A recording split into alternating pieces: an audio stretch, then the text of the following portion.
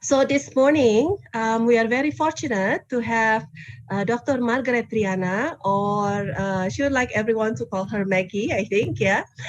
And Maggie is joining us from the East Coast of US, so it's at night time for her. So thank you for your time to share your research with us. So as we discussed, presentation will be about 30 minutes, and then we will follow with Q&A. If you have, if attendants, you have questions or clarifying questions that can be, clarified very shortly, you can write in the Q&A box, and I will post the question. But for discussions or longer discussion questions, we can do that during the Q&A session. So the FKP Secretariat is supported by the Australian National University and also by the Australian Department of Foreign Affairs and Trade. Thank you for the support. So now I give the floor to Maggie to start on your presentation. Thank you so much, Lydia, for the kind invitation and that introduction. Let me share my screen just to make sure. Nadia. Yep. Okay, thank you. So this is joint work with Justin White at UCSF. We did this commitment contracts for smoking prevention in Indonesia. It's actually in Jogja. So we did a cluster randomized trial in middle school, so SMP, 7th graders, to see whether or not we could use non-monetary penalty to incentivize students essentially to abstain from tobacco use. So we work very closely with the local governments in Kulon Progo and Sleman. So we're very grateful for their support. So very quickly on the presentation, I'll go through the background of the study and then a description of the randomized evaluation itself, and then I'll go through the findings and the policy lessons. So just very quickly, let's just start with the basics, right? So this map basically shows the prevalence of youth smoking in the world. So this is the global map. The darker the color, the higher the percentage. And so you can see here right away that Indonesia is very, very dark, meaning there's a lot of smoking among youth. We also know that Indonesia has the highest prevalence for male smoking at about 70%. And we also, perhaps more alarmingly, we've seen this increase in the prevalence of youth smoking. We're one of the few countries where that's happening. So this is especially concerning when we're thinking about the long-term health burden associated with smoking. Tobacco use is associated with about 12% of deaths in Indonesia. So it's not small, which is not surprising. But the idea here is we want to reduce that health burden in the long term. And so rather than looking at cessation, which we know is difficult, we're going to look at prevention. About 34% of middle school students are smoking, and more than 50% have already tried smoking. So this basically tells us you have to start early. And that window is basically that 13 to 15 years. So why don't we do other things? Well, we've tried, and the implementation is imperfect, as we know. The policies are there. So most children in this age group, 13 to 15, who smoke, they report buying recording in progress from vendors. So this is the local warung, right? So there is a legal prohibition. But the vendor's not going to check your ID. The vendor's just going to sell the cigarettes to you. And when we're thinking a little bit about, but cigarettes can be quite expensive for these children who don't really have a lot of money on their own, right? They have their pocket money. But you can buy the cigarettes by the stick, right? So it makes it cheaper and affordable for these students, 13 to 15 years. And we know also from a lot of the evidence that taxing cigarettes is especially effective in preventing tobacco use among youth, because this is the age when we form our habits, right? And so if you make something expensive early on, you don't take that up, then you just don't for the rest of your life. Well, the issue with Indonesia, as we probably know, is Indonesia is a tobacco producing country. And so the tobacco industry is an important source of revenue for the government. And it's also quite an important source of employment. So it has declined over time, but it's still quite large. So there's this resistance to increasing the tax on tobacco products. So this makes it quite challenging when we're thinking about what can we do then if the tax option is not feasible and the legal prohibition is not enforced very well. Well, we basically look to the behavioral literature to see what can be done. So we know that just from talking to policymakers and also from talking to parents, they don't want their children to start smoking.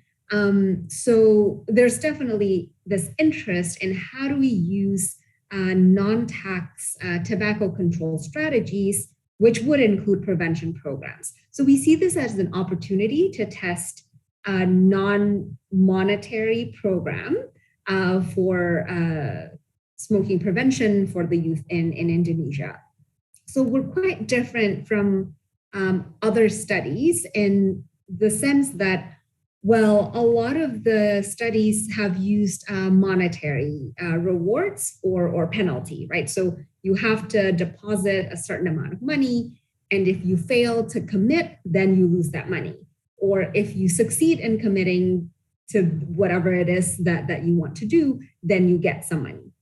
We work very closely with the local governments, and they were very, very clear, we cannot use money because these are 13-year-olds, right? So if you find them, then the parents will be very upset, and because then they have to pay money to the school. But if we give them money, the parents would also be upset because they should be in charge of the children's monetary resources at this age. So it was very, very clear to us that money is out. And so we went to start thinking a little bit about, well, what can we do that's non-monetary? So that's the novelty of this program. And a lot of these programs also rarely target adolescents. It's much more likely to be targeted towards adults because these are the people who know that they have a commitment problem, right? You know, today I say I'll go to the gym tomorrow. Tomorrow comes, I say, well, I'll go tomorrow, and then, you know, we know how that goes. This is COVID. A lot of people gain weight over this period. So these programs rarely target adolescents, but we know when we're thinking about habit formation, this is exactly the right age to target because that's when we form a lot of our lifelong habits. And when we look specifically at smoking prevention programs, a lot of the literature really focuses on high-income countries, right? So there's a lot more awareness there. And I think maybe this is just a part of the education system, and it's not so much in a developing country context. So we see this as an opportunity to test whether or not we can implement a program that's targeted towards youth, that's non-monetary, in a middle-income setting where there's high prevalence of smoking. So what we do is we go to the schools. So everything is at the school level, and we use this non-monetary penalty, and I'll talk about it in a little bit. And we also engage student social networks to prevent this risky behavior. So students don't operate on their own, right? So they're with their families. So we also have a component that's targeted towards the parents. And when they're in school, they are engaged with their peers, and they are also engaged with the teachers and the student council, the OSIS.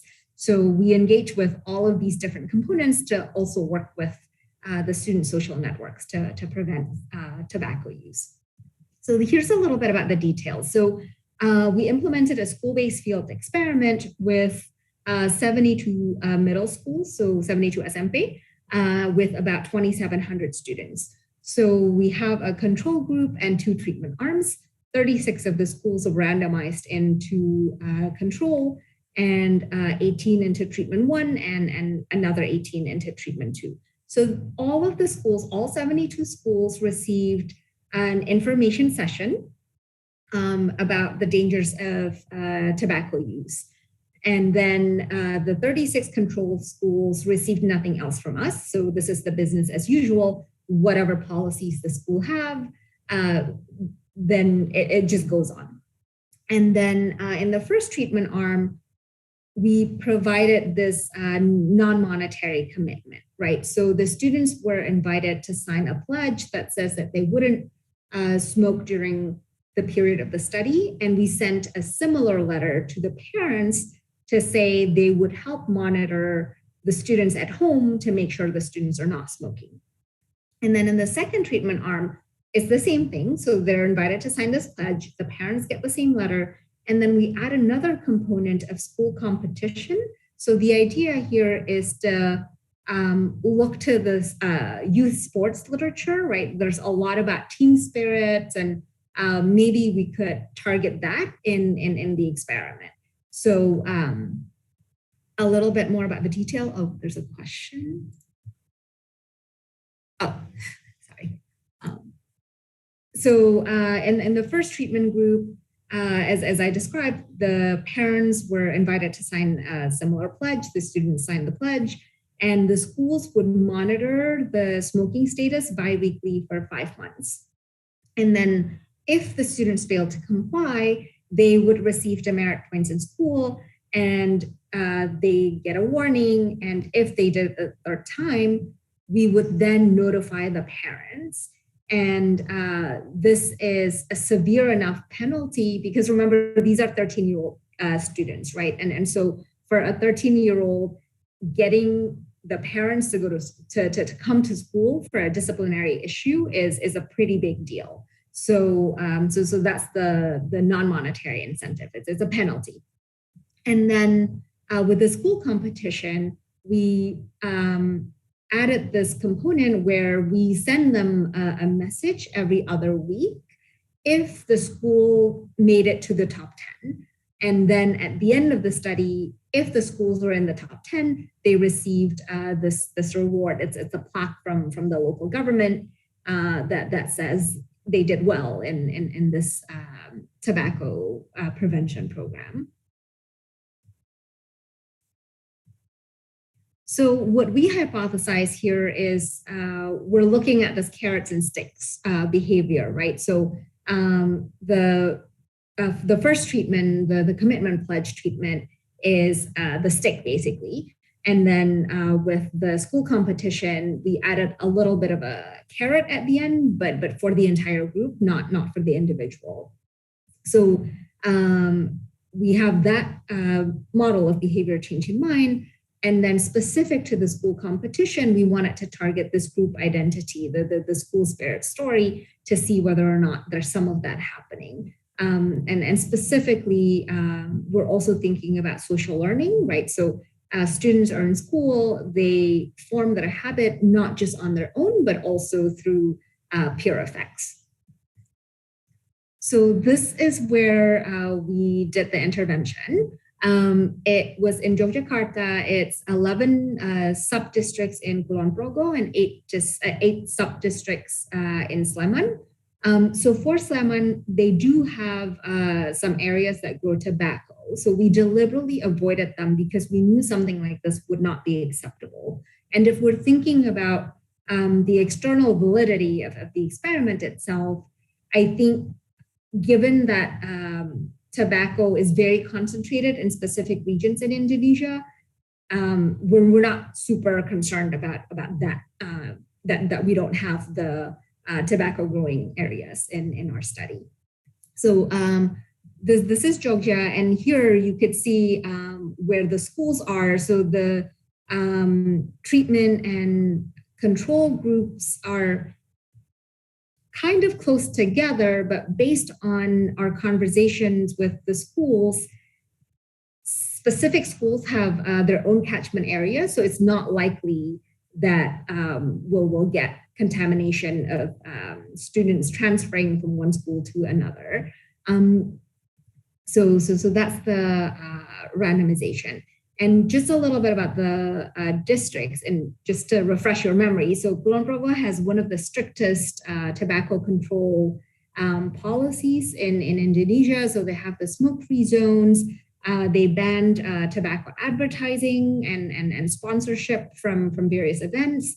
And Sleman is, I guess, much more representative of the rest of Indonesia, where we have the smoke-free zone in public spaces.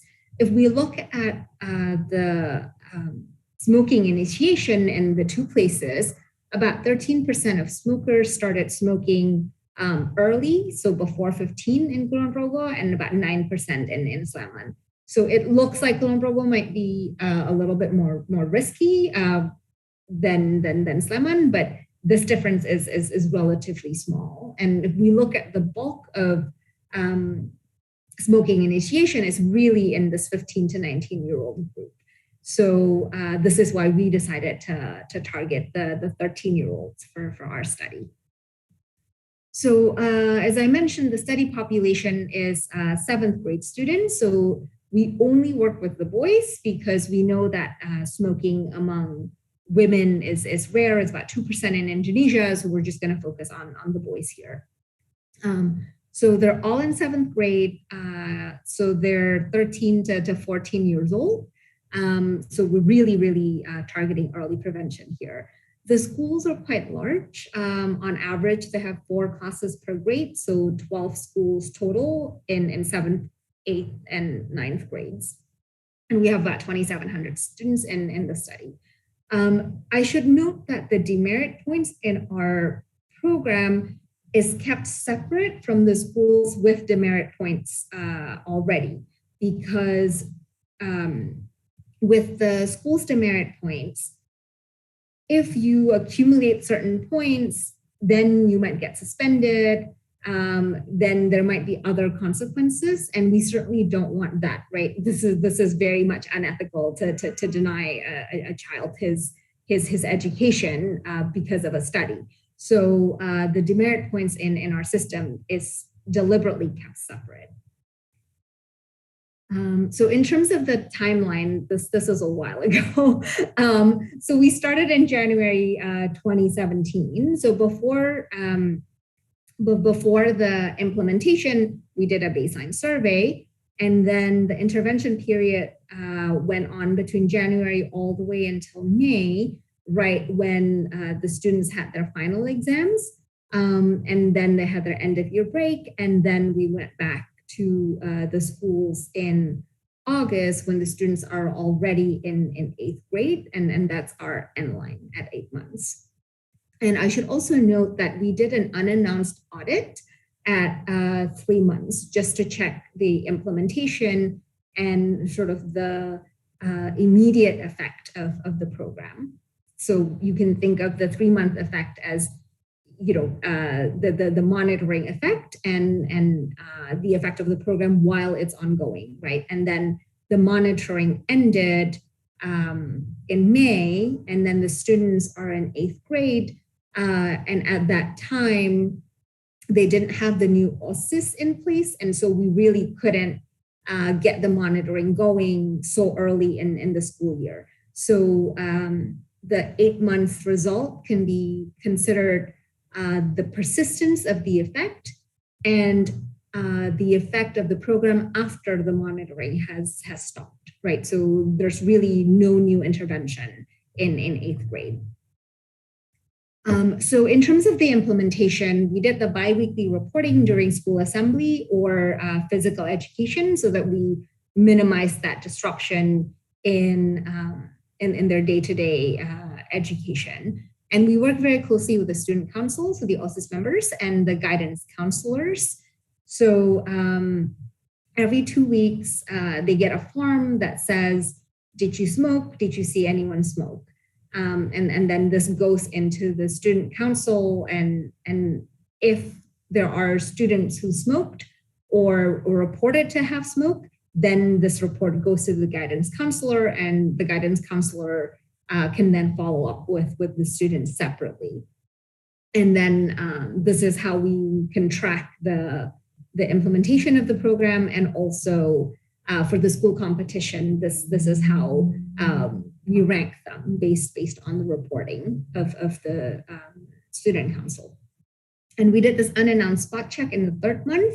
So because people can lie about whether or not they smoke, so we wanted to do a biochemical verification. So it's a urine test, and it's pretty sensitive for light smokers, it would be more or less sensitive up to 3 days. So for the unannounced spot check, we told the schools the day before, so that even if they wanted to announce to the students, it's already too late, because if the students smoke, then it's already in the system. So this biochemical verification is really quite important.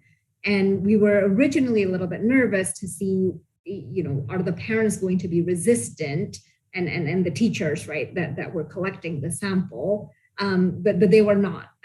It's a simple enough mechanism that is not invasive, that they're okay with it.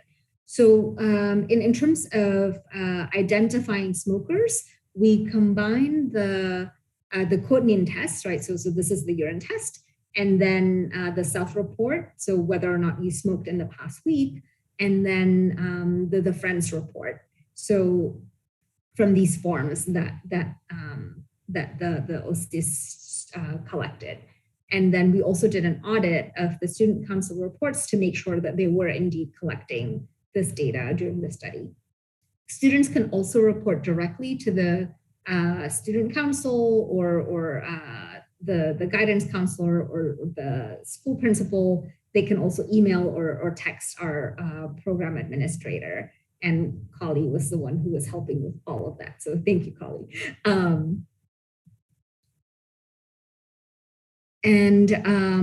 So in terms of the data collection, we worked with the 72 schools in Jogja. The baseline was in January 2017, and that's when the program started.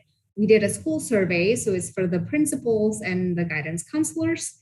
And then we did a student survey. So this is their self-reported smoking. We did the cotinine test to get the biochemical verification, and also a parent survey for assets and occupation and education, so that we have a sense of the student socioeconomic background. So our main outcome of interest is, as I mentioned earlier, the verified abstinence, which is the combination of the student self-report, whether or not he smoked in the past week, and the cotinine test, the urine test. And then at 3 months, this is the unannounced spot check. We looked at the immediate effect. We were a little bit short of funding at the time, so we only had enough funding to do the spot check for about 80% of the students. So again, we combined the self-reported tobacco use and the cotinine test. And we also were able to look at the student reports to see how many times a smoker was reported by other students, just as a sort of a way to measure how open the smoker can be among his peers. The biweekly reporting ended in May 2017 when the school year ended. And then we looked at the persistence of the program in August, so about 8 months after that. So the students were randomized into different classes, right? So if you started in 7A, you might end up in 8A or 8B or 8C. And so the students get a new set of classmates. And so we were able to use this quasi-random assignment to look at peer effects as one of the mechanisms.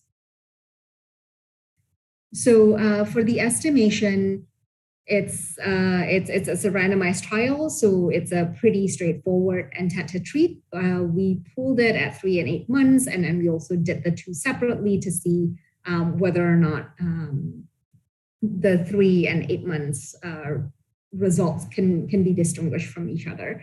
So why here is the outcome of interest. So this is biochemically verified smoking for student I in school S and district D at time T. And And we have the treatment indicators, whether the school was in the commitment arm or commitment plus competition. And we also pooled the two treatment arms into just any treatment. We included district fixed effects, students' baseline outcomes, class baseline outcome, excluding the student himself. And we clustered all the standard errors at the school level because that's the level of randomization. For the baseline school characteristics, we did distance to Jogja city, the capital, and then the EPTANAS score, the math national exam score, the number of teachers who smoke, the number of student council, and the student-teacher ratio. For the individual characteristics, we looked at household size, land ownership, whether or not the household head is in a skilled occupation, whether at least one parent smoked, usually that's the father, and whether or not parents find smoking unacceptable for the child, and also an indicator for low education. So sorry, Maggie, there's a yes. question from Pabudi. Yep. If you can explain the randomness of student participation on the experiment. Sure. So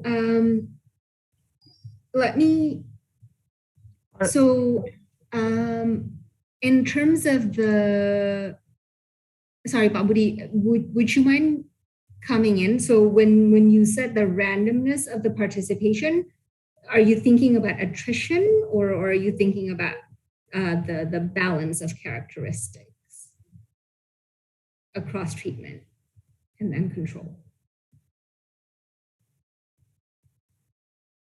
Oh. Pudi, if you'd like to clarify, but looking at the question, I think are students participating in the competition, I guess, or is that school-based randomness rather than the student themselves? Sorry, just actually the balance, So I just wonder whether there is a strategic behavior in terms of participating in the program or not. Yes, so we did check for that. So at baseline, we're balanced across treatment and arm, and at follow-up, we checked whether or not the treatment group was more likely to basically drop out, right? If they're smoking and they don't want to make the school look bad or something, and that doesn't seem to be happening. So the attrition is low, and we don't see this kind of strategic behavior. There's some lying where they, in the self-report, they said, oh, I didn't smoke, but then the cotinine test is positive, right? So we code those students are as smokers. And that's balanced also across treatment and control. So they're quite honest, which is quite nice, or they lie at the same rate across treatment and control. In terms of the findings, so a couple of takeaways from the program. So the school-based program that used this non-monetary incentives did increase tobacco abstinence with effects sustained 3 months after the program ended, so at 8 months. Unfortunately, our hypothesis on the school spirit just did not work in this setting. So there's no additional effect on tobacco abstinence coming from the school competition. So this is the main finding, basically. So tobacco abstinence among students in the individual commitment arm increased by about 6.5%. And this is about 3 months after the start of the program. And then at 8 months, that number is very, very similar. So we're finding persistence at 8 months. So we can say that this effect is not driven only by this biweekly reporting at the school level. And when we looked at the school competition, there's 2 to 3 percentage point increase in smoking abstinence, but really there's nothing statistically significant there. So the results are really driven by this individual level incentives, rather penalty. We suspect that, the school gets this plaque, but the students don't get anything on their own. And so that incentive might not pay off in the sense that this might be why the school competition didn't really lead to additional effect. Then we looked at potential mechanisms. Yes, the demerit system. So basically what we did on the demerit system was there's the biweekly reporting that happens through the OSIS, right? And if the student was reported to have smoked, or if the student reported I did smoke, then the student gets a demerit point, and this point just keeps accumulating. You get 10 points off the first time you smoke, you get another 10 points off the second time you smoke, and the third time you get another 10 points off, and we call your parents to school because we caught you smoking 3 times. So this basically increases the salience of smoking for students, right? Before this program, every single school had some sort of a disciplinary measure for smoking, but generally it just involves a warning and you get called to the guidance counselor's office, and there's nothing so serious that would involve your parents getting called to come to school and meet with the principal because you were caught smoking. So this increases the penalty for this disciplinary infraction. So in terms of the mechanisms, we looked at several. So the first one is we looked at peer influence. So we estimated how smoking abstinence varies with the number of friends at baseline who are assigned to the same 8th grade class, right? So we used this quasi-randomization in 8th grade to see whether or not the same group of people who stayed with you are more or less influential on your smoking behavior. And we find that students with more friends who abstain from tobacco use are more likely to abstain themselves. This basically confirms other findings from the literature that there's this very strong peer influence typically among teenagers. And again, with this mechanism, we also see that the program effect is stronger for the individual pledge arm and no additional effect coming from competition. What's interesting is we don't find a differential effect from having a higher portion of friends who abstained at baseline who then stay with the students. And it's also interesting that students who are predicted to smoke by their friends are actually more likely to abstain by 0.3 percentage points. So maybe students who are more at risk are actually responding more in their own individual response. So against their peers, against their peers' judgment. Then we looked at group identity and social sanctions, but there's no additional effect coming from the school competition, so we can eliminate that. And then we looked at social learning, right, to see whether or not there's improved knowledge, and we don't really find anything there. Their knowledge was pretty good already at baseline, so we don't think there's much more coming out of the information channel here. And then we looked at perceived norms on smoking, and we find that students in treated schools report smoking less with their peers. So this suggests that maybe in these treatment schools, smoking with your friends is now less acceptable socially, which would be a good thing, right? If we're trying to change this, the norm on smoking. And at home, we were hoping to see this because remember, we sent the parents the letter, right? But we don't find any program effect on beliefs about parental approval. And so it doesn't look like students think any differently on whether or not their parents would find their smoking acceptable or not, but it's much more so on the school side. And then we looked at the sphere of punishment, and it looks like there might be something here, but it's not. It is not particularly clear to us. So there might be other things going on that we were just unfortunately not able to test through this program.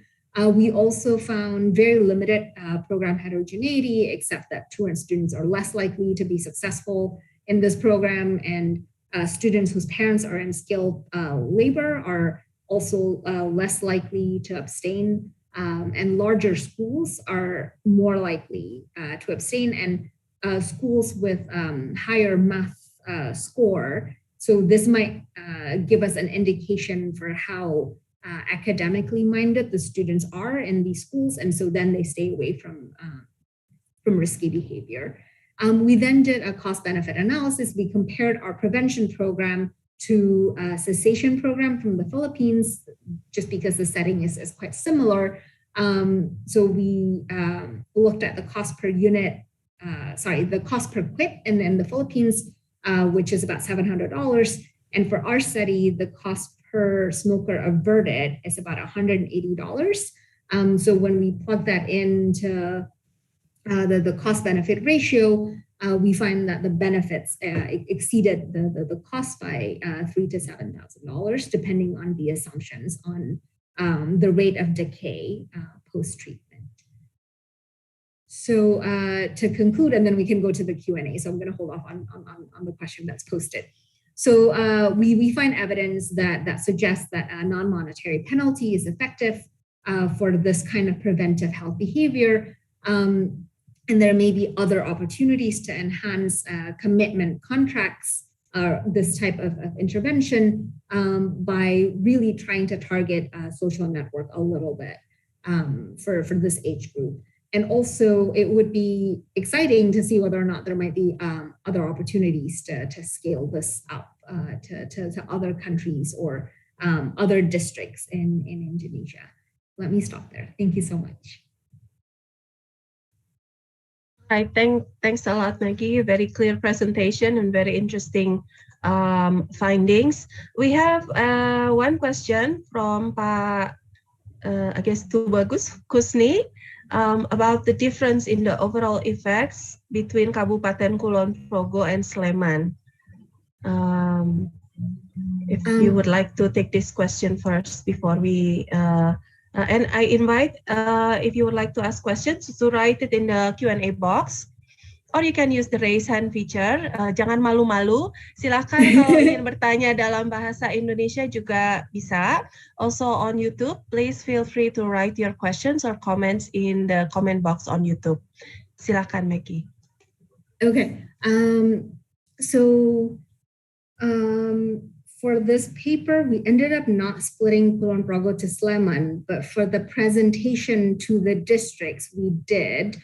If I remember correctly, they were actually similar in terms of the effects, which is interesting to me, just because thinking about how different these two districts are, the program effect seems to be quite similar. And then, Susan, Olivia's question is related to that, I guess, given that Kulon Progo has very strict tobacco control policy, and given majority of your sample is from this region, how do you think this is going to affect your findings? Right. So I think since the effect size is pretty similar across Kulon Progo and Sleman, that might give us some comfort that the effect size might be quite generalizable and sort of outside of this very particular setting of Kulon Progo. There's a question from Pak Budi about the story of this research, whether this is more of a story of enforcement, or do we have a better understanding of the the impact of smoking. So I guess my question personally is that, do we have more understanding of student behaviors in terms of taking up smoking, and why they did that, even though, for example, they know they are in the program? So why did they take up smoking even though they had pledged their commitment? Yeah. So to Pabudi's question, I think the monitoring definitely helped, right? Just because it used to be, only if you're caught, but now there's the salient story of every 2 weeks, we'll remind you, you're supposed to report, And so there's a little bit of that consistent messaging. I think that certainly helped. And then beyond that, the fact that it persisted, it's either that during the period that you were reminded, you didn't pick up that habit, so then you're okay, right? Or I think in terms of the information story, we don't really find any evidence of that, because at baseline, they already knew of the dangers of smoking. Their baseline level of knowledge is pretty good. So we suspected more of the self-control behavior. So Lydia, to your point, I think, I don't intend to smoke, but 1 month down the road, someone offered me one, so then I did. So if this intervention basically made it less acceptable for you to smoke with your friends, then your friends might not be offering you one. So then you don't smoke. On the local vendors, Pak Budi, we unfortunately don't have any information on that. I don't know if maybe on this front also Kulon Progo would be stricter with their vendors, but this is purely my speculation. I don't have any, I don't know, Kali, do you remember if there were differences there, at least qualitatively speaking, from the schools? As far as I remember, there is no difference on quality in terms of qualitative from our observations. So yeah, I think the vendors are still working as it is when we did the intervention. Yeah, thank you. So Pak Budi, I think the peer pressure might be one of the stories here. Just the fact that we are just this reminder every 2 weeks, right? I think that made smoking in schools less acceptable. And so, well, if the smoking initiation comes from your peer at school, and your peer at school is no longer offering you cigarettes, they just kind of go off on their own and they keep smoking, then yeah, we think that would be consistent with our findings. We had one refusal from the study because the student was already smoking and he didn't want to quit. There's a raise hand from TB Husni. So I'm going to unmute you. I'm not sure if this is Pak atau Ibu. Silakan, you are unmuted. I think you have to turn on your mic. Oke, terima kasih Bu Maggie, Bu Lydia, Pak Budi, and I actually went to the all males high school, so we know that the smoking prevalence is there actually. Iya. Pak Budi apa kabar? Ini Cusni Pak, jadi teman saya manggilnya Cusni walaupun orang tua saya harusnya Husni. But anyway, the thing that I asked why I'm wondering whether there is a difference between the two kabupaten, because as Maggie rightly stated that Sleman is quite similar to those of other kabupaten. And the text, first thing is that why smoking prevalence is quite high in the teenagers, because I think many of them are thinking that the smoking is kind of cool. Yes. full activities like social, asik lah pokoknya in bahasa ya.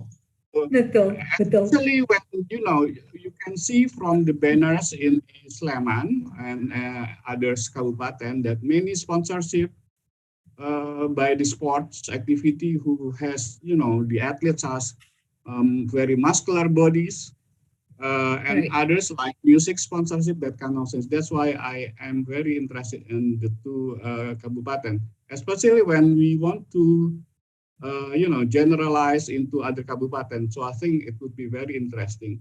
And the other is that this is what I have been discussing with other non-smoking activists. They always try to remind that the smoking is dangerous. Then everybody knows it already. Yes. Everybody knows it. The thing is that what we need, what they need is that how to quit smoking easily. That's why, they have, but Kementerian Kesehatan has been changing that they have this kind of the phone that you can call when you need to quit.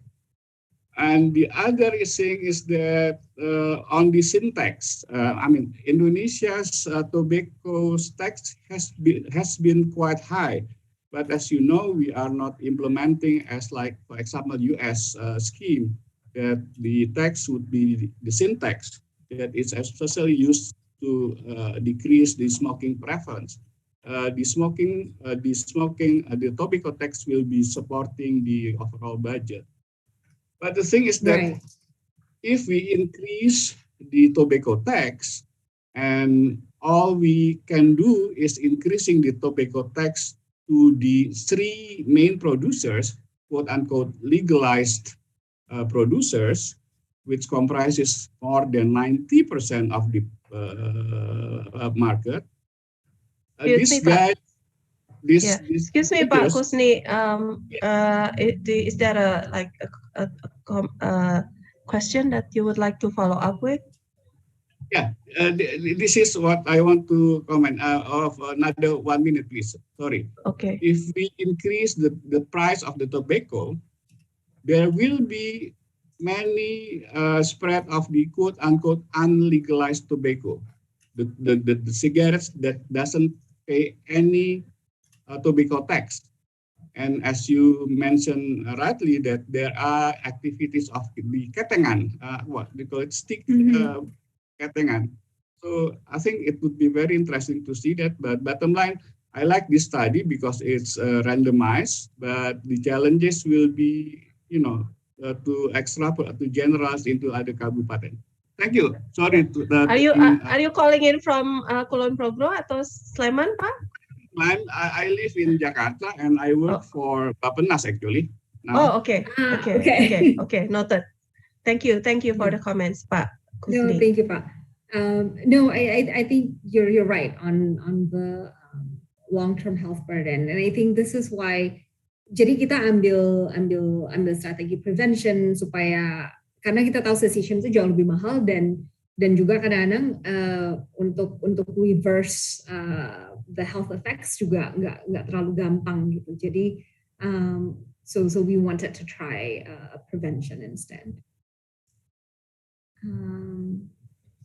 I think on Pak Budi, it's we can take that after, but there is one from Ibu Tri Mulyaningsi. How do you control for school characteristics for the study in terms of randomizing at the school level? So we use some of the baseline school characteristics, but we also did check for balance, right? So basically, we randomized the schools. We did pair randomization actually. So we pre-selected schools that are similar, and then we randomized one of the two into control and then the other into treatment. So that theoretically would also help us achieve better balance. And if there's some sort of issues down the road during the implementation, you just drop that pair and you preserve the rest of the randomization without having to check for balance altogether. So that to us seemed like a more, I guess, a more conservative approach to this. So we use pair randomization, and then we controlled for baseline characteristics for efficiency. So Mas Budi's question is related to chances of group pressure, and I think this is related to Susan Olivia's question on social peer pressure. Let me just read it out again, because in our recording or on YouTube, they cannot see the Q&A answer. So Susan Olivia asked about social peer pressure and if you collected data on friend network information. And Maggie has said you monitor 5 closest friends and use that as IV for peer effects. There's another one that was interesting. I think Pak Arya Swarnata asked whether there are any heterogeneity of monitoring capacity by OSIS or friends across the schools, and how you think this would affect the abstinence rate. And this is quite interesting. I think you mentioned that the effect is larger, that means more abstinence in schools with large OSIS. Now, I think that's really interesting. Would you like to elaborate on that further, maybe? Right. So I think the story here is in these larger schools, there's more capacity, just because then you have the OSIS helping the guidance counselor. I think, and in a lot of these settings, gurunya suka kewalahan gitu loh. Jadi when you have a larger group of students helping you do this, it becomes less of a burden on the teacher. And so generally the program seems to have worked better in those places. In terms of the group pressure, I don't know if Pak Budi, you're alluding to like a bullying concern. We were very concerned about that. And that was a whole other addendum to our IRB application, just because we're working in schools, right? And so they were very concerned about that. What we did was, the reporting is done at the school level all at once, right? The OSIS will collect this information so that the more motivated students who want to tell on other students wouldn't be bullied. And so we had that safeguard in place. And we also had the administrator email and phone number, so that if there's any case of bullying, they can report to us. And I think we had a minor issue in one of the schools, and we went to the school right away to sort of remind them. So they wanted to expand the program, I think, and you know, the OSIS are usually the kakak kelas, right? But then if the kakak kelas has to basically monitor their own peers, it becomes much harder. And that was the incident that we had. They wanted to expand it to the 8th grade. And so the OSIS would also, the OSIS in 8th and 9th grade would also be monitoring the 7th and 8th. So we told the school not to do that. And so it didn't really, I guess it wasn't really an issue in the end. All right, we are nearing the end of the seminar, but still, if you have other questions, feel free to raise your hand. Gali, are there any on YouTube? So please help transfer to the Zoom Q&A box. One comment that I had was about the impact on the longer term. Are there any plans to measure, or for example, from the Dinas Pendidikan, local Dinas Pendidikan, to monitor after were there any plans or efforts to do that beyond the experiment? Yeah, so it was a little bit tricky. I think just because so we did this in 2017, right? And so by now they're in high school, so that's not going to be that's not going to be possible. We did another round of survey later in when they were in 8th grade, but we didn't really have time to put it all together into this one paper. So we're actually still working on that follow-up paper. And unfortunately, we're not finding any effects sustained towards the end of 8th grade. So we see something in 8 months, but nothing in basically 14 months after. So I can put that out there. And in terms of the program itself, I know the following year, Kulon Progo kept it. I don't think Sleman did. But I don't know if it's still ongoing. I haven't heard from Kulon Progo in a while about this. Okay. There's I guess this is a comment. Also, there's a question at the end, and this is being posted anonymously by anonymous attendee. Let me just read that out for everyone and later for recording. Hi, I'm actually a student council president in my senior high school. I think the tobacco prevention program is very important in Indonesia. I've seen many of my friends who are starting to smoke at around 12. I already made some programs to prevent smoking in the school area, but I don't have the capacity to control my friends' behavior outside school, especially during COVID era where everyone spends most of their time at home. Did your study concern about this?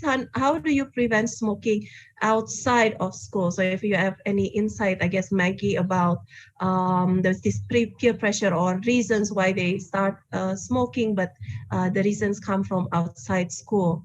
And he followed up with the reason behind choosing commitment pledge and giving school flags as incentive. What is the difference, I guess, for the basis of this choice? Thank you very much, anonymous attendee. Good luck as school council president. Very good effort on your part. Yeah, no, I have to say, good for you for trying and for having the initiative in high school. This is great news. But I think if we wanted to think a little bit about, I mean, COVID has changed so many things that I think, you know, there might be mental health issues, and I think for some people they think starting to smoke would help. So who knows? I really don't know what the motivations might be now that we're in this COVID era.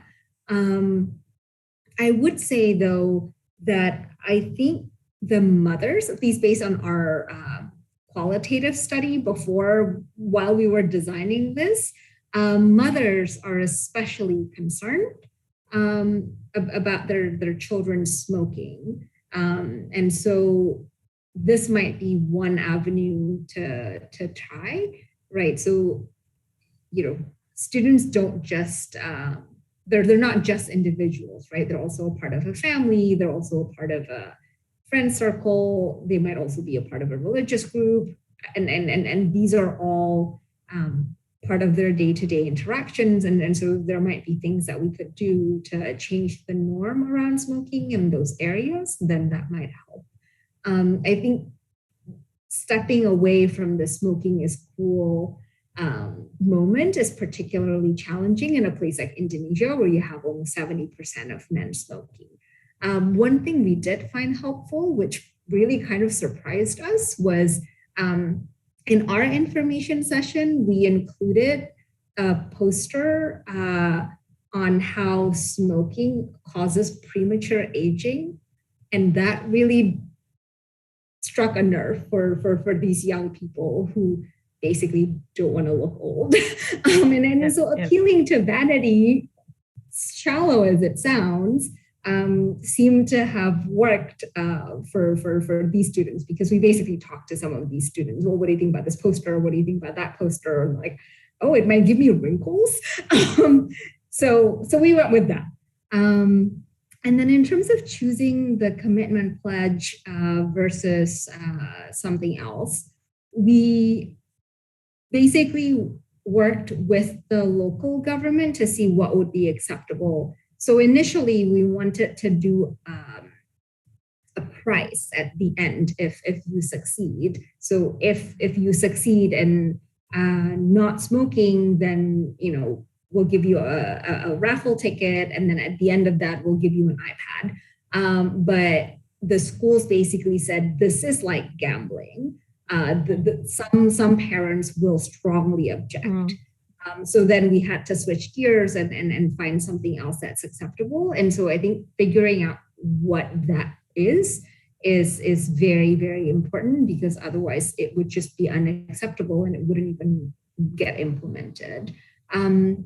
On giving the school plaques, again, we were limited in our budget, and we also wanted the program to have a chance at being sustainable, right? And so if during the pilot we give out an iPad or a fancy computer to the school, and then the following year that doesn't exist, this is just not going to be something that can be sustainable. So we decided against it. We basically said, what would you be willing to do year after year to continue with this program? And that was what they were willing to do. So yeah, I guess working with your audience is the key here. Yeah. Well, it's interesting that you mentioned mothers, because our campaign here about COVID, I guess from the Ministry of Health, is ingat pesan ibu. So it's always like ibu asking to wear the mask, avoid crowds, wash your hands, and stuff. So there is something about working with mothers to remind maybe your friends about not taking up smoking. So thank you, anonymous attendee, for the question. One more comment, I think, from Pak Husni, sorry, on equipping or adding the information on long-term impact with Susanas. So are you suggesting that? I don't. Yeah, I don't know. I think we might run into all sorts of like data confidentiality issues that I don't know. I mean, it would be wonderful if we can, but I really don't know if it would be feasible. But thank you for that thought. If you think it's feasible, I would be up for that. Yeah. So this is something Pak Kufni can maybe is part of the Bappenas work to look into this more carefully, Pak.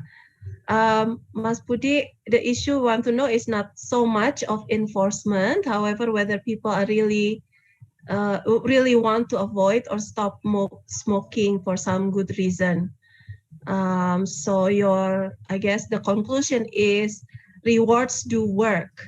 Right, but not the school competition, because the plaque is not meaningful to any single student.